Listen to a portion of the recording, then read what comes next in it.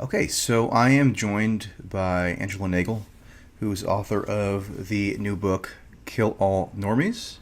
And I've said this before, but I should just restate that I find a lot of the discussion of the alt-right to be trite and not very incisive most of the time, but Angela Nagle is one stark exception to that. So she's one of the very few people whose analysis of this phenomenon I would look to as as actually providing some insight and nuance. So I think she should be lauded for that. And reading her book was a very interesting experience for me. So I want to talk about certain elements of it. So hello, Angela. Hi, thanks for having me again. Yeah. So I want to begin by talking about the etymology of the term alt-right, because I can recall back in August of 2016 when Hillary Clinton gave a much anticipated address in which she denounced the alt-right by name. So she used that phrase in a heavily anticipated speech.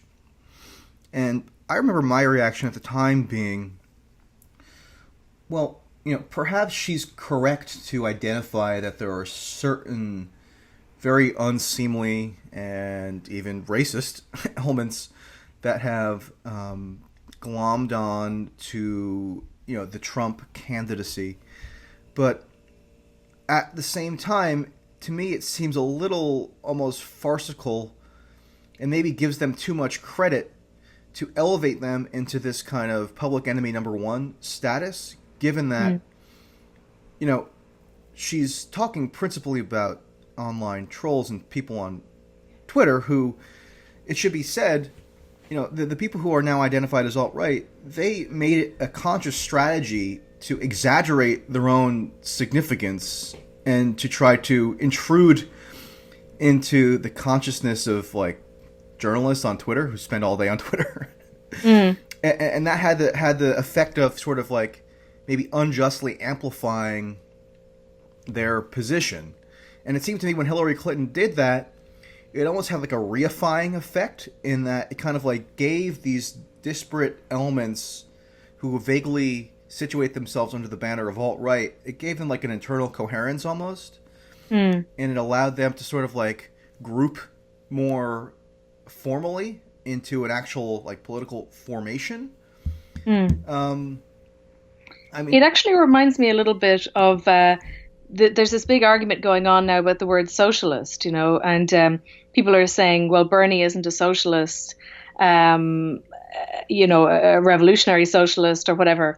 But I think in some ways that using the term socialist in the way that Bernie has is almost like he's using it as loosely as the right used to use it, right? So the right used to say, you can't have that because that's socialism. You can't have this type of medical care because that's socialism. And it's almost like social democrats are now saying, okay, well, if that's your definition, then socialism is what we want. So it's almost like, if the liberals are going to exaggerate to such an extent, it's almost like the right decided, well, okay, you may as well be hung for a sheep as a lamb. We're going to be the thing that you say we are.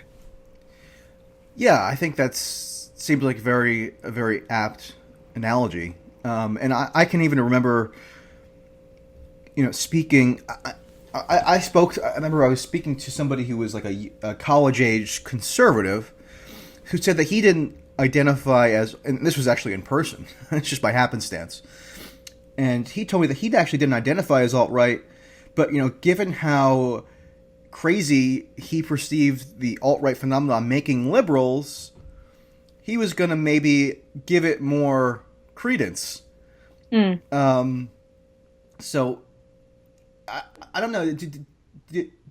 Do you? What was your reaction to that Hillary Clinton speech in almost a year ago now? And do you think that was sort of a formative moment for the alt-right and kind of coming together as a coherent force? Well, it actually gave coherence to a group of people who are now at each other's throats, you know. And the problem, I suppose, is that the definition of alt-right was kind of very unsettled. I think now it's much more settled, and the group of people that are now accurately described as the alt-right are pretty small. Whereas a lot of people use the term to be everything from, you know, American Renaissance to Steve Bannon, and inclusive of all the kind of everyone with a Pepe avatar and like all that stuff, Milo, and you know. So if that's the sort of tent, then it is a quite, you know, a very substantial group, because it takes in the president as well. So, you know, if that's the definition that she was using, then that is a very substantial group of people. But now we're kind of much more inclined to use the narrower definition of alt-right. Right. So if the actual group of people who can be rightly characterized as alt-right is rather small, like alt-right in a technical term, meaning that they would identify with that label and they would use it for their own purposes, hasn't the expansion of the conception of what qualifies as alt-right kind of gotten a little out of hand? And hasn't it also led to a little bit of lazy analysis? So like I now see people routinely calling anything that they vaguely perceive as kind of like brash online conservatism as alt-right. Oh yeah, I mean, you know Brendan O'Neill from Spiked online? Yes, yeah. I saw, I think it was actually in Breitbart, they described Brendan O'Neill as alt-right. Brendan's magazine is a libertarian magazine with Marxist roots, and they're in favor of open borders. Like, they're actually totally libertarian on open borders. They're more pro-open borders than sort of the average liberal. So, you know, so like, yeah, it is being used in a completely crazy way. But at the same time, I mean, you could also argue, why let the most far-right section of the group that was originally called alt-right be the ones who decide what the definition is? So in other words, like, is Hillary Clinton's broad definition wrong just because Richard Spencer says it is? You know, and if so, why? Because alt-right itself, I mean, if you just look at the word, like, it's saying is alternative right, which just means, you know, it's a very vague term. I mean, in itself, it just means anti-establishment right, which actually does describe, you know, everything from, you know, the sort of, to Breitbart over to the sort of fascists, I guess. Well, it's just interesting because in an earlier era, like, Ronald Reagan could have been identified as alt-right, because he was running against the Republican establishment in 1968 and 1976. He was taking on the incumbent Republican president in 76, Gerald Ford. And you could see, I mean, in that sense, he was running as an alternative to establishment conservatism. And it would, I think, I mean, this is no defense of Reagan, but I think it would have been a slight stretch to identify him as alt-right by the terms that we know it today. So that's why I just worry that this the increasing use of this phrase has come to be a substitute for actual analysis of the varying factions within the right, which has always been a very multifarious entity, obviously, and it's just making people a little. Again, it's just breeding a little bit of laziness. I mean, do you see that at all? Oh, definitely. But I don't actually mind that as much as you seem to, because I just think it is a new term, and, you know, there is always a bit of struggle of ownership over a new term. And you're also dealing with something that is constantly changing and moving. And, you know, the people who were like, still in school, you know, in their last year of school, who became like Milo Yiannopoulos fans, like, where are they now politically? You know, I'm sure they've changed a lot. Most of them have probably gone more to the right, I would guess. So you're also dealing with people whose own political views are in flux because it has a kind of a younger age profile. And so, yeah, who gets to say what exactly it means, you know, all that stuff. I mean, I have always gone with the very strict definition that people like Richard Spencer would use. The reason for that is partly it because they have a particular set of goals that you can that they describe and that they're clear about. And also that allows you to kind of draw a line around it. And it also means that you can say, here are also specific kind of philosophical differences. So, the differences between what is called the alt-right and what is called the alt-light are actually, philosophical ones. I mean, they fundamentally disagree about the issue of race, for example. A lot of the way that those characters will be written about, McInnes, Cernovich, Lauren Southern, and so on, suggest that they're exactly the same as those people on like Daily Stormer or something like that. You know what I mean? And clearly they have these philosophical differences. So I think that's the best attempt I can make to kind of categorize, to say there are legitimate categories here, and that this particular one is alt-right. Yeah, no, I take the point about the fluidity of the term and how that's sort of inherent to any kind of emerging political force. So that's to be expected. I just think maybe the exaggerated, and I don't think your book represents any kind of exaggerated focus on it in the slightest, because it's actually a careful examination. But in the main, when you talk about analysis of the alt-right, I think it's tended to exaggerate its impact. I couldn't remember, I don't want to misquote him here, but maybe in last December or so, Freddie de Boer was commenting on this, and he said something along the lines of, if you go and survey your average Republican voter, they'll have no understanding at all what the alt-right is. And and like your average like Republican held school board has more political power than the alt-right does. So I mean, if you look at the people wielding the most influence right now in government are probably the Republican establishment. I mean, Trump has interests that are slightly divergent from Republican, like the orthodox Republican establishment, but still many of those kind of like career Republicans have staffed his administration just because they were the people who were available. I mean, they're running the Congress for the most part.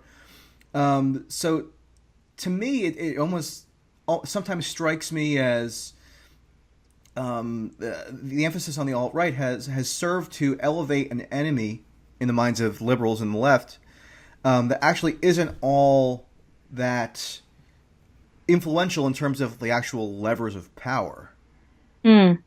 Well, I actually disagree with Freddie on this, and I wish I did agree with you both on it. But I think that, small groups of people have changed the world many times, and I think that the reason that people are obsessed with the alt-right, I mean, you're correct in that I think they unwittingly help them definitely to get a lot of coverage and to get a lot of attention and influence and so on.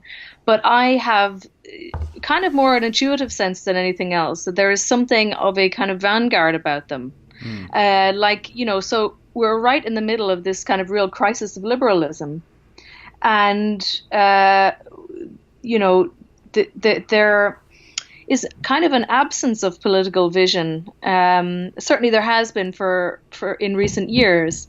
We have all these kind of ideas that we've inherited from the baby boomer generation, I guess, that have become very stale and that are in a way no longer very well able to make the case for themselves. And then along comes this group of people who are saying the most taboo things imaginable, and they are questioning the absolute fundamentals of the entire mainstream of politics, both the kind of left and right of center. I think the attention that they're getting is because people can see that they have the potential to have a lot of influence in the future. And I do think it's because of an absence of, like, we don't know where we're going. You know, we don't know why we any longer believe the things that we believe. And I just think that they have been this really explosive force because they have forced us to reckon with that. Mm. No, I think that's a fair point. And you know, it's funny that you use the word vanguard. I mean, that's a word I think probably more associated with left intellectualism Yeah. over the decades. And I and you know, you in the book you draw a lot of parallels between the ways in which, you know, these alt-right luminaries have attempted to accrue power to how, you know, and you trace that back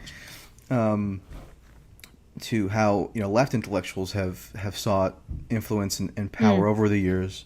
Yeah, I'm curious, you know, to what extent does the fact that they now constitute a vanguard, these alt-right figures, to what extent is that just a function of their mastery of social media? I mean, is mastery of social media now, does that go hand in hand with becoming a vanguard, just because there's such alienation with the media establishment now, especially among young people, and they seek alternate modes of information consumption? I mean, is becoming a social media master, so to say, is that integral now to being a member of the vanguard?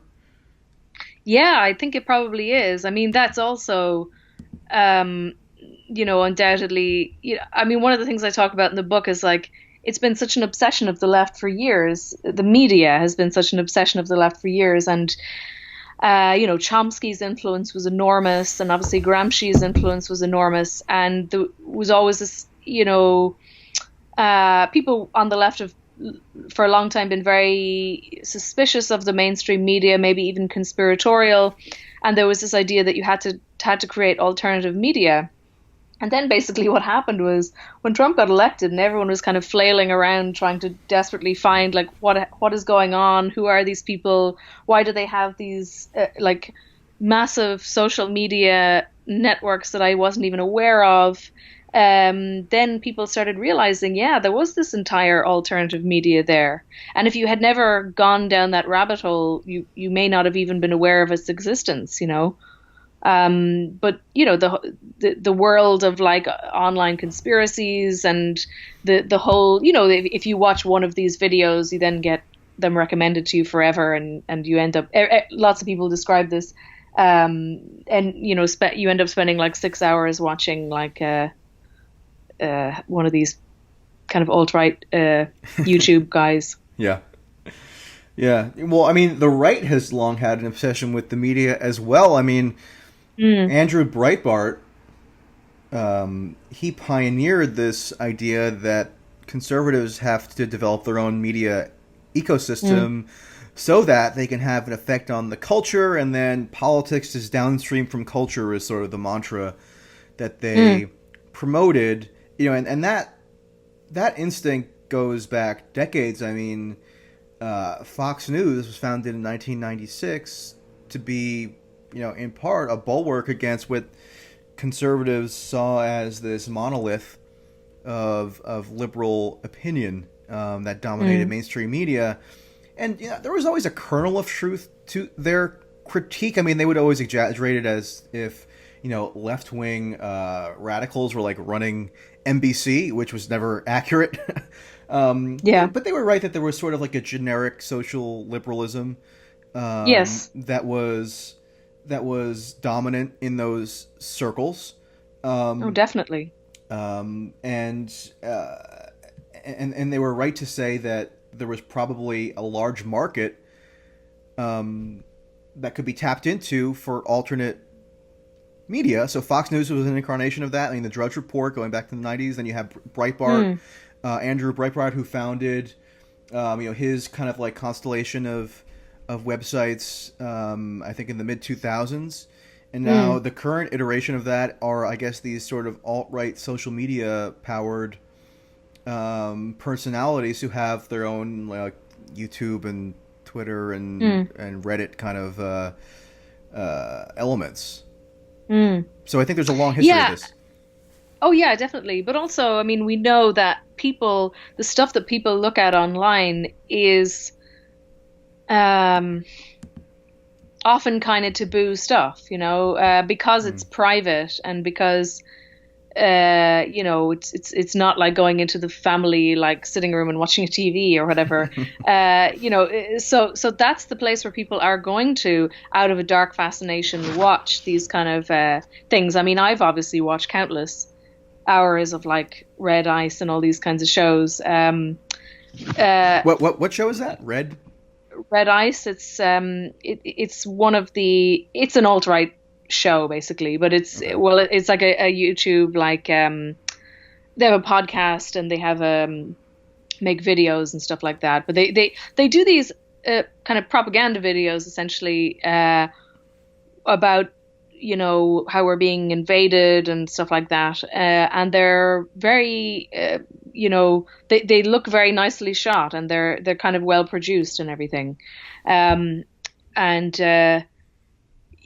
can see why I can see why people would be watching them, because they are totally compelling, actually. Mm-hmm.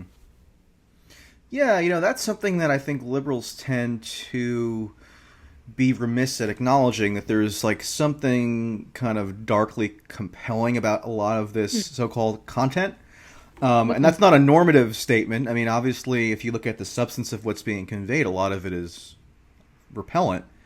But it's like people watch ISIS videos, right? It's not because they agree with ISIS, Yeah.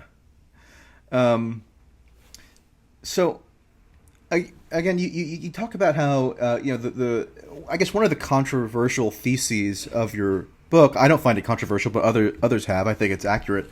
But one of the theses that that's provoked a lot of discussion is the extent to which online liberalism or online kind of left-leaning discourse has catalyzed the alt-right, or if they kind of feed off one another. And you point out, I think correctly, that a lot of these new alt-right media tend to place maybe disproportionate focus on the excesses of like college liberalism. They kind of make out like one incident on a campus somewhere as if it's representative wholly of all of American liberalism, which is just wrong. But at the same time, I want to quote you right here. You say, and you're talking about here about like the right's focus on SJWs and that kind of thing. Mm-hmm. You say, quote, "You may question the motivations of the right's fixation on these relatively niche subcultures," meaning subcultures where, there are like 50 different gender identities that need to be parsed out and that kind of thing. But you say the liberal fixation on relatively niche sections of the new online right that emerged from small online subcultures is similar in scale. So, I mean, I think this is an interesting point because in both directions, there seems to be an overwhelming fixation on a relatively small number of people. Maybe there's sense, maybe these people are the vanguards in their respective, niches. But yeah, comment on that. No, isn't it interesting that you've had this online battle of these two sizable enough and kind of similar in size groups? I mean, if you look at like the street battles that have gone on between them, these are two similarly sized groups. One, let's just say broadly from the right and one from the left. But only the one on the right has been given a name, like a movement. Like social justice warrior is not something that anyone would call themselves. Well, maybe some people would, but it's not a name like of a movement that a movement came up with. Uh-huh. So while the alt-right is said to be a movement and it's been given this name, they're sort of enemies on the other side who are the same age group and who are in sort of like warring online communities or these online communities where there's a lot of animosity and stuff. They have not been called a movement, but they are in a way. Like they have just as much of a coherent set of views. And the really interesting thing is, that idea that if you go into a kind of hipster cafe anywhere in the world, like the Arcade Fire will be on the radio, people will be wearing certain clothes, and it's like a completely uniform culture throughout the world.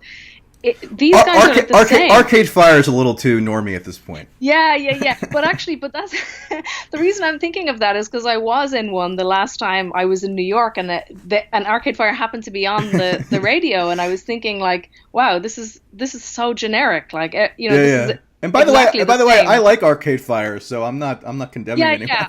I absolutely, I like the two. I was going to use the example of Belle and Sebastian, but you get the idea. That would have been like circa 2007 or something. Yeah. I'm showing my age a little bit there. But so the social justice warriors are kind of like that, where if you meet one in Dublin, they will have precisely the same set of opinions as one in America and as one in Britain. Mm-hmm. Certainly, I can only say for the English-speaking world, they will. I mean, I could write up a list and be guaranteed that they would have not only uniform opinions on everything, but that they would be obsessed with particular issues. Mm-hmm. And that is interesting to me that has not been kind of. That nobody has said who, how after Trump got elected there was all these who are the alt-right pieces or meet the alt-right. It was all like who are X meet the whatever. There was nothing like that about the other side, and there really should have been. Like there should have been an article saying what is this new movement? What do they believe? Well, Well, I mean, the thing is, a lot of the people who would have written those articles, like examining who are the SJWs, which is an imperfect term, but people kind of know what you're talking about when you use that term, right? Mm-hmm. And by the way, it's used egregiously by the online right, so I'm not endorsing necessarily the use of that term, but just for like shorthand purposes. The reason why you didn't see it as much of that is because a lot of the people who would have written those pieces share the same sensibilities. Yes. Of the online issues. So they have an inability to analyze themselves as part of any formation, whereas you can look at the alt-right and see them as this alien force, and then you're able to more kind of like intuitively describe them as a movement, so to say. Yeah, definitely. And you know what? I won't say who turned it down, but I did pitch that idea around a little bit. One of those who are the social justice warriors type of article, and I wanted to, but nobody wanted it, And I did want to specifically say, this is a movement. These people they have their own language, they have their own aesthetic sensibility, they have their own forums, they have their own set of preoccupations, their own influences. I mean, I use Judith Butler as the main example, Tumblr and Judith Butler sort of like in the book. Mm-hmm. And you're exactly right. It is because people on the left and liberals will say, are too close to it. They don't want to sound right wing. And so they won't actually do this kind of critique, which is a real pity because the right do such a bad job of it. Like I always think it's funny when I'm trying to write this piece at the moment about the way that the alt-right and the alt-light will say that whole thing, the way they use the term cultural Marxism. Mm-hmm. Because they use cultural Marxism to describe like, a person who, dresses their puppy in drag or something like that, It's become this completely absurd term. So I think they're right because they're too far away from it, can't actually see the nuances that are there on the left, and the massive, not even nuances, huge rivalries, I mean, the kind of left that I would belong to is a million miles away, I would think, from and is certainly not very well liked by the kind of people that I'm describing in the book. Have you by any chance read Andrew Breitbart's book? I mean, it was his final masterpiece before he died. It was called Righteous Indignation. I think it came out in 2011.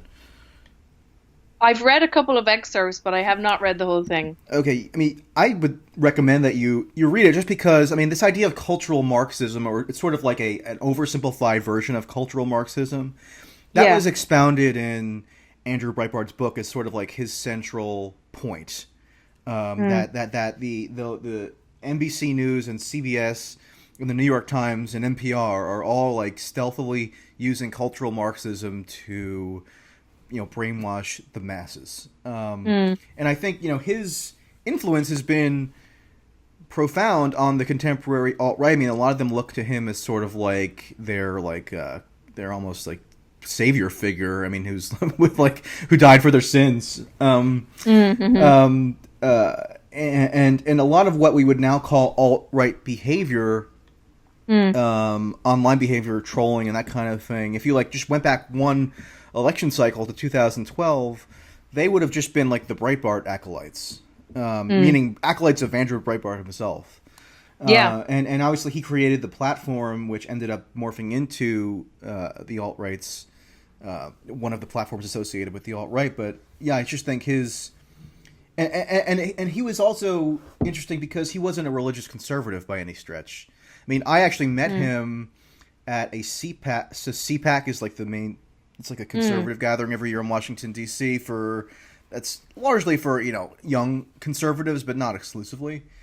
And there was a big controversy one year because this group, Go Proud, was a gay Republican group, wanted to co-sponsor CPAC, and they were thrown out, and it was just a whole ordeal. And Andrew Breitbart came staunchly to the defense of Go Proud.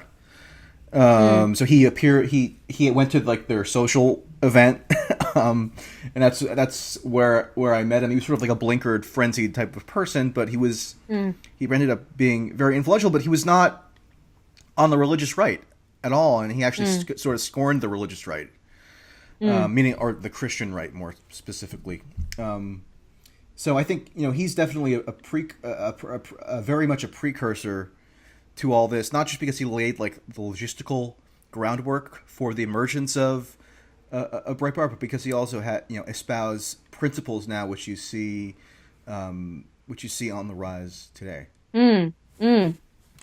Yeah, and of course the idea too with the cultural Marxism thing was, I think that their use of the term cultural Marxism, of course Adorno, didn't like popular culture and was by contemporary standards a total cultural snob and elitist. So they're not using it very accurately, but I think the way that they use it is part of an argument that says the left was clever enough to realize that the way you change politics is through changing culture instead of trying to change ownership of the means of production and so on, and that we should do the same. If we want to have formal politics change, if we want to have, if they're free market people, all that stuff, you change the culture first and you can deal with the other stuff later.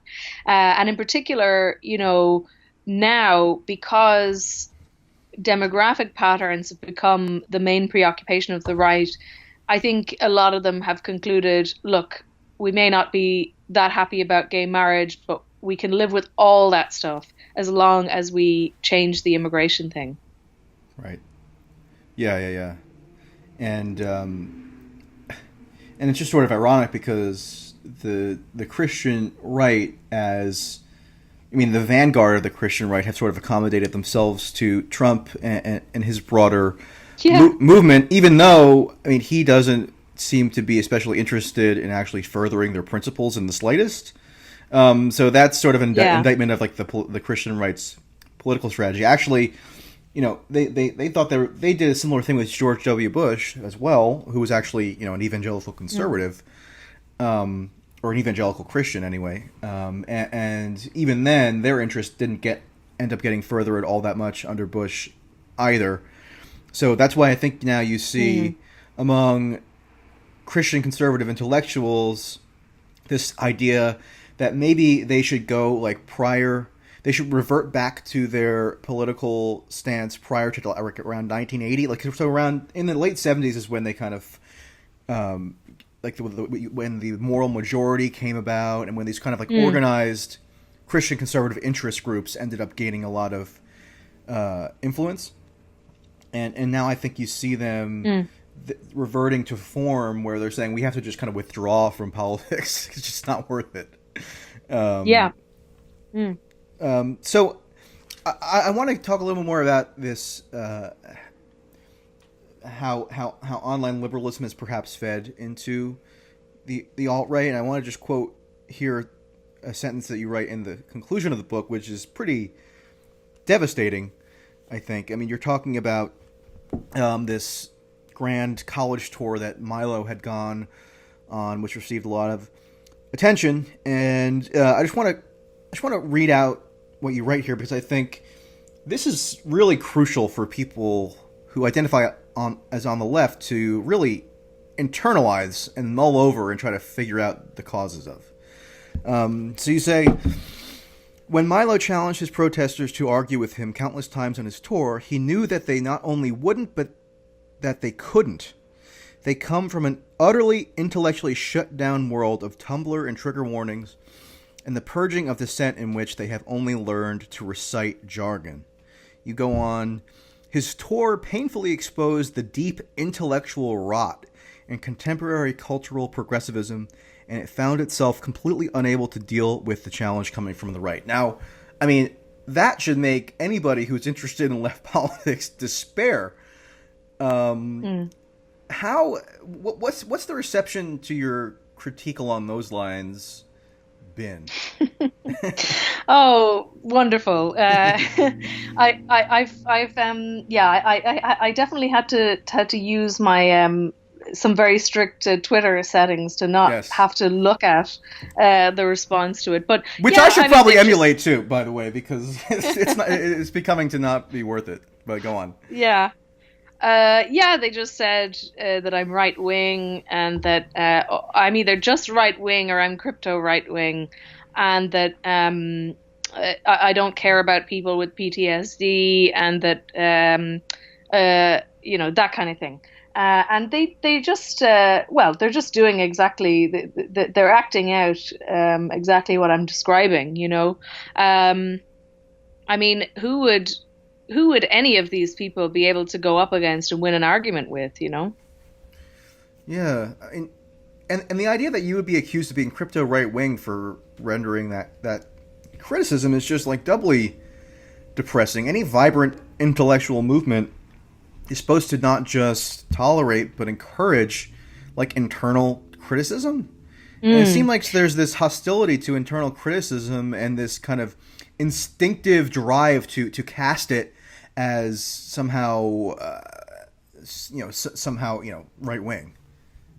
Yeah, and it's a funny thing. They're very, very obsessed with the categories, and I don't mind categories, but there's something quite weird about it. Like they repeatedly say things like,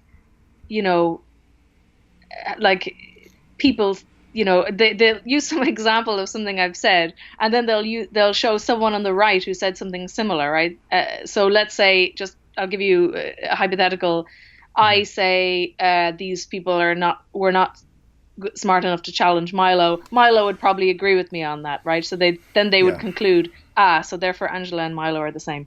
So they do that kind of thing, and they're completely obsessed with this phrase kept coming up, which is that me and my ideas are not left wing, which I think is so funny because it's like sort of teenagers being like, you can't be in our group of friends, like you can't sit at our lunch table. It is exactly like that. I mean, I'm not responding to them as a rule, but part of me did want to respond and say, I couldn't care less about the left. What I care about is socialism. Not like the left is just sort of like an almost meaningless term at this point.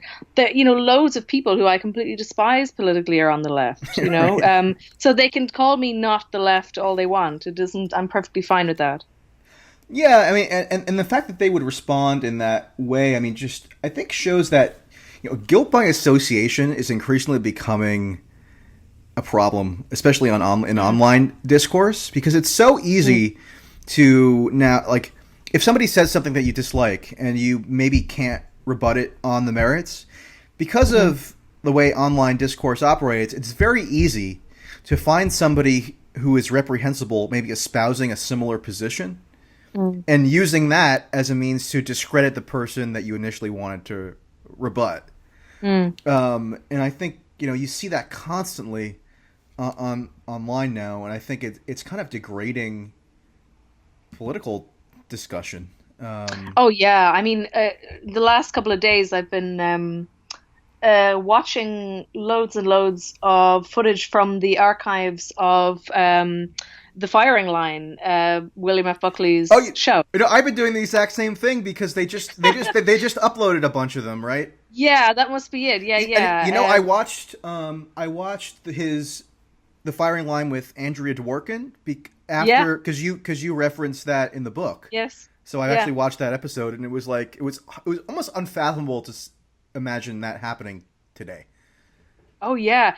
Well, it was, and that's the thing. I mean, the idea that people with such completely opposing views could sit there and actually both argue their case, and like everyone he had on it was really brilliant in their own way, you know. I mean, and the fact that people could do that, I mean, that is such a gift to the public, you know. Yeah. I mean, where do you ever see that now? You know, what you have now are like these little things that they do on news stations where it's like you have like all the guests have like 20 seconds to make their argument, kind of, you know, and that's even when you get people who disagree with each other in a room together, which you rarely do. It's just terrible. Like I mean, I'm very I take a pretty dim view of. On the one hand, I can see that the online world and the fact that everyone can publish things now and so on has so many benefits to it, and you know, sometimes I think that the sort of dialectical process or whatever is like speeding up, you know, that the arguments are happening over and back and things are moving quicker. Other times I think, God, everything's just getting worse, actually, you know, because people are fighting constantly. But I mean, the actual quality of what is being talked about is so poor. And there's, you know, I think there is a real problem with the real complete lack of empathy between people and kind of respect and stuff like that. And also the fact that, you know, because media is so polarized, there are groups of people who simply, I mean, their worldviews can simply they can't even speak the same language politically, you know? Yeah. And that's a problem because if you can't even communicate with somebody who has a different set of principles than you, then your own kind of intellectual growth is almost going to be stunted. I mean, you need to be able to fashion ideas in such a way that even somebody who opposes them can at least understand them as intelligible, right?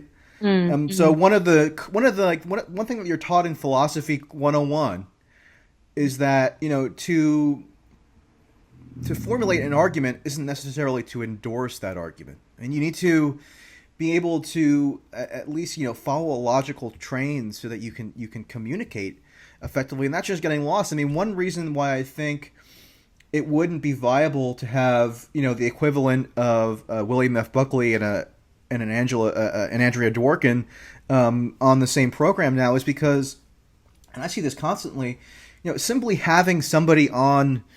Simply talking to someone is used as sort of like a guilt by association tactic. So I can guarantee you, if I invited some alt-right personality onto this YouTube channel, it would immediately get denounced as me giving a platform to him or her, or it would somehow be used to tarnish me by association. And it's just sort of depressing because I've spoken to conservatives my entire life. With whom I diverge on first principles, but now, like in the current climate, it just seems that for me to continue if I were to do that, it would be immediately used as a bludgeon, and I think that's sort of worrying. Yeah, definitely, and I mean that's part of the attraction of an anti-establishment kind of youthful right, let's say, to describe the whole thing, that people just decided, well, I think a lot of people decided, you know, if everything I say, like if there's absolutely no way that I can be protected from you know, getting sort of like called out and blacklisted and something, you know, like, so I know lots of people on the left who have been like, absolutely desperate to show their radical credentials, and they really, really, and they want to do so as publicly as possible. And even they, people who have been so careful and tiptoed around every sensitive issue their whole lives, or who have maybe even like dedicated, like been activists their whole lives. One day on social media, they say something wrong and suddenly they're like hounded out of polite society. So people look at that and go, well, I'm not going to waste my time and end up being one of those people.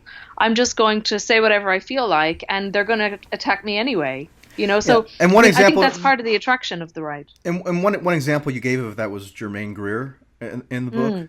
I mean, somebody who was, who her entire life, was a staunch proponent of feminism, and yet she was cast out by like the online brigades for for not following every like quote unquote SJW orthodoxy to the T.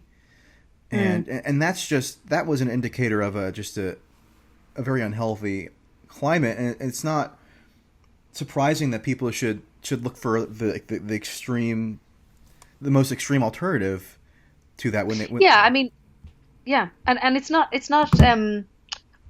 unrelated that Germaine Greer was somebody who was able to go up against anyone on the right and any man, even if he was like super macho and tough and like was going to be maybe a formidable sort of debater or something like that.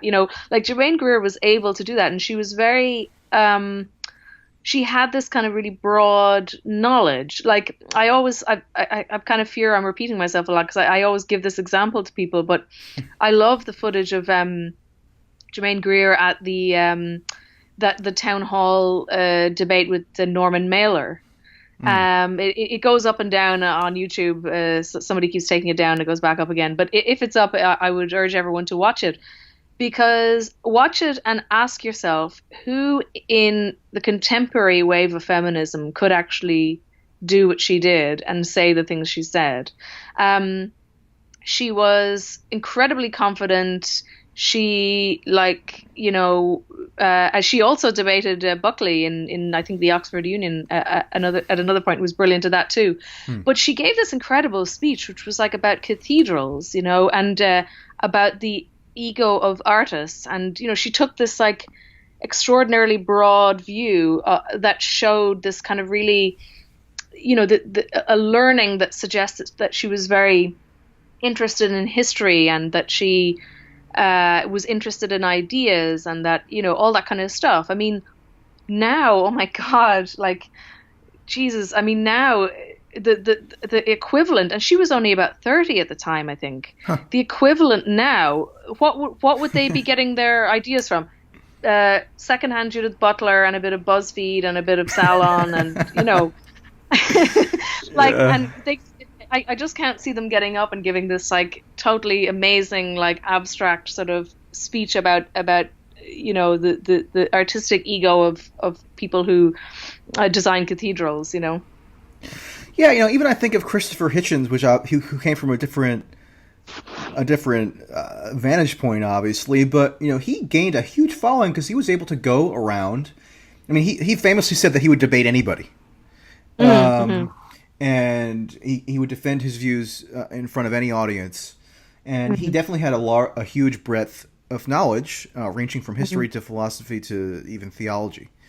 And because, he was willing to subject himself to hostile questioning and rigorous debate, he was able to implant certain ideas in the broader population and become enormously influential, but it seems now that there's almost this culture of discouraging debate now, of sort of not almost stigmatizing debate, and this sort of comes about. I mean, this I think is sort of tangentially related to the safe space ethos, but not which says that if your ideas are challenged and even challenged like pretty sharply or directly. I mean, if that causes you personal distress, then you shouldn't subject yourself to that treatment. But I mean, debate is always. I mean, if you have a good faith, if you take a good faith position on some issue, and you're challenged sharply on it, I mean that could cause you some harm potentially because you're having your deeply felt positions challenged. But I just think we need to sort of like, and it's amazing that anybody would have to do this, but we have to kind of like come to the defense of vigorous public debate. Oh yeah. And I know, and isn't no, it's so true, and isn't it interesting too that like Hitchens is a very significant figure in this. I didn't say any of this in the book because I hadn't really thought it through at the time, but I've definitely, thought a lot about it since. I mean, if you think of the kind of ideas that Hitchens was espousing, it was a kind of internationalism that he got from his socialist background, but kind of without the socialism.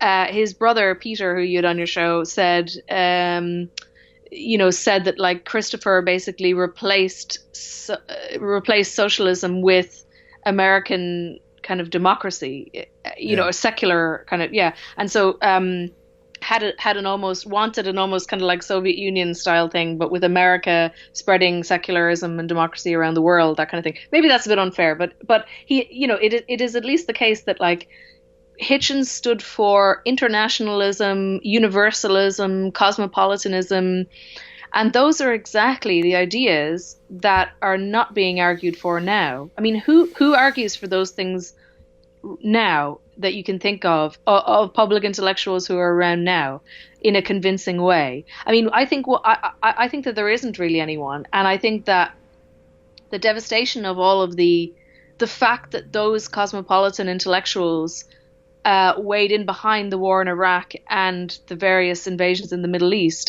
often in the name of internationalism, I think that they discredited those ideas, and that it left a kind of, it discredited almost an entire milieu of intellectuals.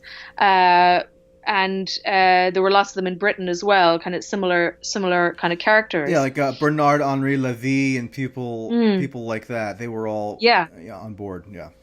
Yeah, and so and cosmopolitanism is precisely the thing that has no advocates now, no convincing advocates now, and so you see everywhere, the right is saying, well, why can't we close the borders? Why do we have to have mass immigration? And there's nobody there saying, well, here's why it would actually be a good thing, or here's why it is a good thing. Or if they do try to argue why it's a good thing, they'll kind of couch it in this sort of generic, corporatized, multicultural rhetoric, right? Or pro-multiculturalism rhetoric. And there's a way to make an affirmative argument for multiculturalism that is compelling, but it just seems like the arguments in favor of it have become almost stultified, and they become no longer compelling just because people are sort of immersed in this kind of anti-debate culture. I mean, I don't know if that makes sense. No, it's true, because now what you have is, in the aftermath of all of those invasions, you have, Islamist massacres happening in the West. Now, to be able to continue to make the case for the immigration patterns we have, while those are going on and while people are scared and panicking, you need to have people of the kind of stature or whatever of the caliber of Hitchens and his kind of milieu, his peers, who are able to argue for the idea of a cosmopolitan, secular kind of society being this kind of beautiful vision of the future that was attractive to people, and it really was, and that's such a short time ago. But now, these things are happening, and people are questioning immigration, and they're thinking about nationalism and national borders and what it all means, and there really isn't any convincing voice there to argue for those things. I mean, for example, on the left, if you say, okay, I'm in favor of internationalism, I'm in favor of cosmopolitanism, and I'm in favor of the melting pot, you would probably get called out for that, because they would say the melting pot is wrong because it suggests that people should blend into a normative culture. So then you say, okay, right, so we can't have a normative culture, we can't have a melting pot, and so what are we arguing for here? What is our vision of the future that is going to compete with the visions that the right are coming out with? And where is it? I mean, I don't see it. Or what is our vision of the future that is going to address this atomized disillusionment that so many people feel?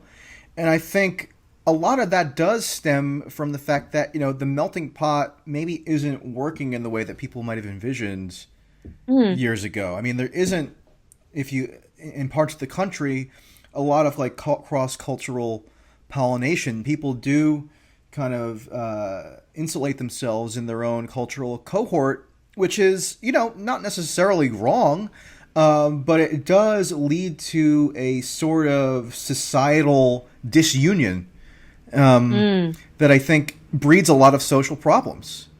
Yeah, absolutely. And it's also in the context, as you say, of that atomization and the total breakdown of any sense of belonging that gives people's lives meaning, and this is, you cannot have a society based on this, and this is not me arguing for the right. I'm saying, if we are going to have something robust enough that it can challenge the right, we have to be able to speak openly and earnestly about, we have to be able to actually discuss these things and not be terrified that if you say something wrong, you will get sort of blasted into outer space for it, Yeah, and I think another reason why you don't have a lot of people out in public making the case for internationalism and cosmopolitanism is because international, cosmopolitan, like supranational institutions have failed.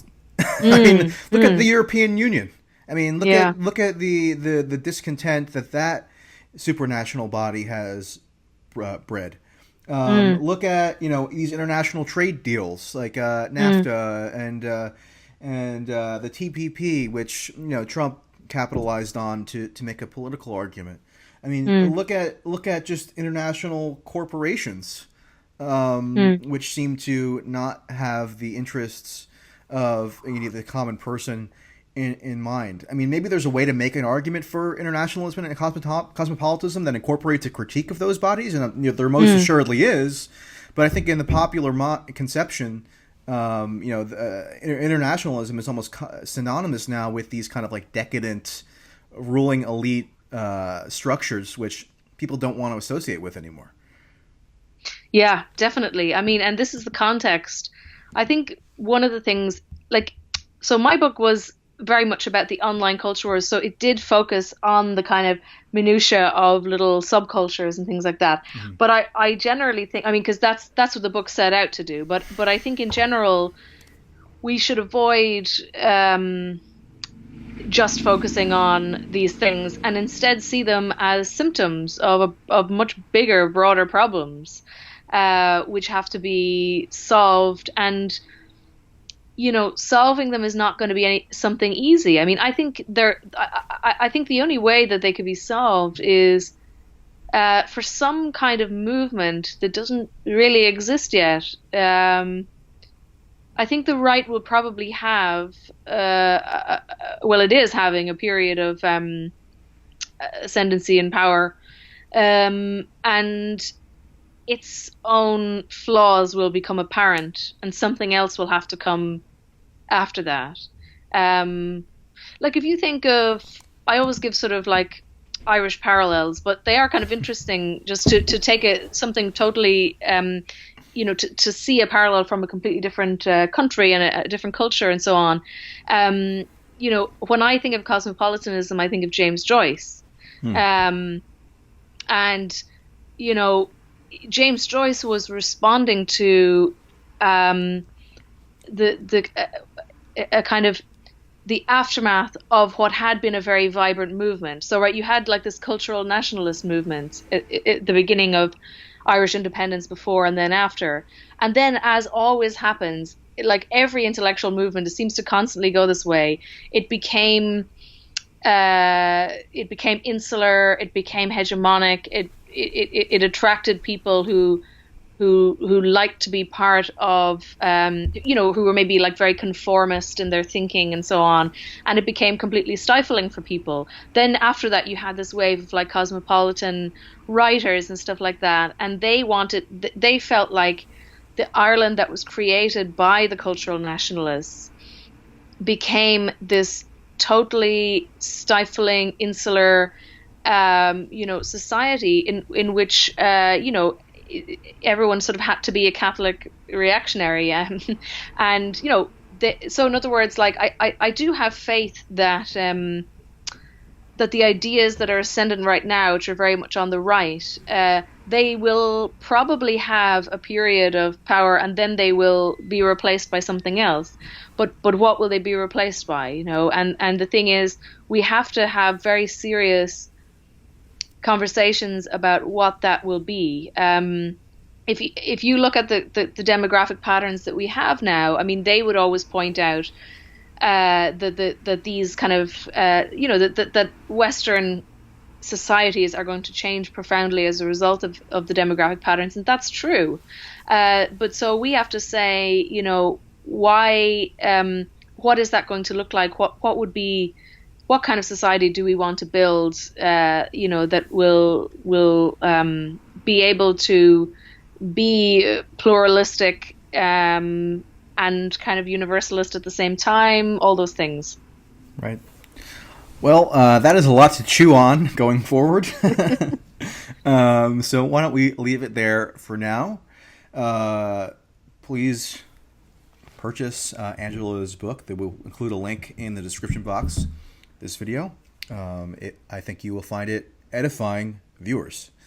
So that'll do it for now. Angela, thank you for joining us. Oh, thanks for having me.